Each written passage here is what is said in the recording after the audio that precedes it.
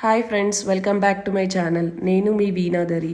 ఈరోజు వ్లాగ్ ఏంటంటే home made పల్లి పట్టి. అవి ఎలా చేద్దామో చూద్దాం. ముందుగా స్టవ్ వెలిగించేసి గిన్నె పెట్టుకోవాలి. అయితే నేనైతే చిన్న గిన్నె అంతా పల్లీలను తీసుకున్నాను, ఎందుకంటే నేను ఫస్ట్ టైం ట్రై చేస్తున్నా కాబట్టి. పల్లీలని మంచిగా వేయించుకోవాలి. ఈ విధంగా వేయించుకోవాలి. అయితే అవి పల్లీలు పొట్టంతా తీసుకోవాలి. అయితే ఫుల్గా ఉన్న పల్లీలని మనం ఇట్లా ఈ విధంగా చాటతోని చెరుక్కోవాలి. అయితే పల్లీలు ఫుల్గా ఉంటాయి కదా, అవి 2 పార్ట్స్ అయ్యేలాగా మనము మంచిగా మంచిగా పొట్టునంతా తీసేయాలి.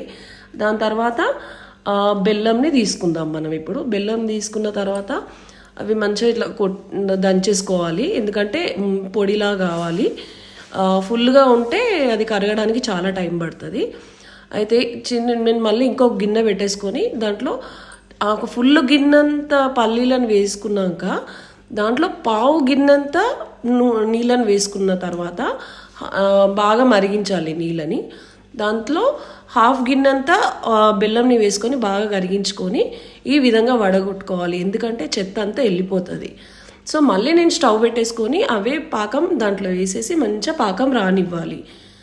సో ఈ విధంగా పల్లి పట్టి రెడీ అయిన తర్వాత ఇలాంటి ప్లేట్ ఒకటి తీసుకొని దాంట్లో నెయ్యి రాసుకొని పక్కన పెట్టుకోవాలి, ఎందుకంటే ఆ పల్లీలు అంటుకోకుండా ఉంటుంది పట్టి. అయితే పాకం రెడీ అయిందో లేదో మనం ఎట్లా చెక్ చేసుకోవాలంటే ఈ విధంగా ఒక ప్లేట్లో నీళ్ళు తీసుకొని కొంచెం కొంచెం వేసుకుంటూ చూడాలి. అయితే పల్లీలని ఈ విధంగా మనము రెడీ అయిందా లేదా అనేది ఎట్లా తెలుస్తుంది అంటే కొంచెం సౌండ్ వస్తుంది, టక్ టక్ అని సౌండ్ వస్తుంది.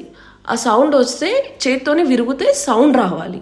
సో మనకి అప్పుడు పాకం రెడీ అయినట్టు. అయితే పాకం రెడీ అయిన తర్వాత మనం పల్లీలను వేసుకొని మంచిగా కలుపుకోవాలి. కలుపుకున్న తర్వాత ఈ నెయ్యి పెట్టుకున్న ప్లేట్లో మొత్తం పల్లి పట్టు అంతా వేసుకొని స్ప్రెడ్ చేసుకోవాలి. మంచిగా స్ప్రెడ్ చేసుకున్న తర్వాత మనము పీసెస్ని కట్ చేసుకుందాం. సో ఈ విధంగా మంచిగా ఈవెన్గా స్ప్రెడ్ కావాలి.